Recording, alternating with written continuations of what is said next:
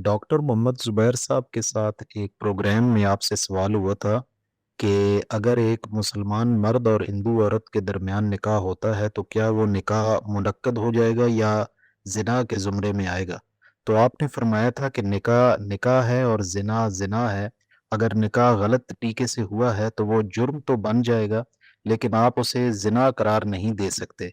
सवाल ये है कि अगर एक निकाह अपने इनेकाद के लिहाज से ही जुर्म बन गया है और एक मुकद्दस अमल महज मजाक बन के रह गया है, तो क्या सद्दे ज़रिया के तौर पर उसे जिना करार नहीं दिया जा सकता, क्योंकि बज़ाहिर तो ये जिनसी ताल्लुक को लीगलाइज करने का एक हरबा ही है। शुक्रिया।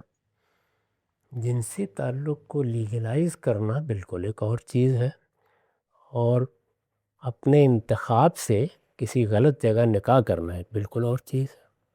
ये दो बातें एक कैसे हो गईं? जिनसी ताल्लुक़ को लीगलाइज़ करने की सूरत तो वो है जिसको मुता कहते हैं।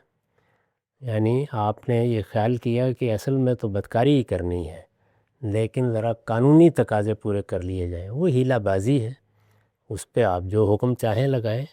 लेकिन किसी शख्स ने एक हिंदू औरत से निकाह कर लिया है, वो मुसलमान था, उसने किसी मसीही खातून से निकाह कर लिया है, और उसकी फ़र्ज़ कर लीजिए कि इजाज़त नहीं है, या उस पर मुझे या आपको एतराज़ है, तो उसको रोका जाएगा।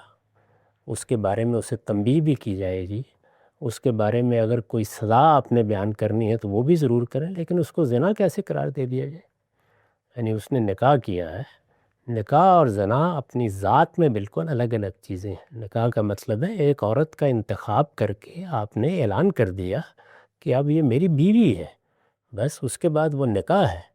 ये बात कि उस निकाह में किसी कानून की ख़िलाफ़ वर्ज़ी हुई है, किसी ज़ाब्ते की ख़िलाफ़ वर्ज़ी हुई है, बस उसको वहीं तक रहना चाहिए।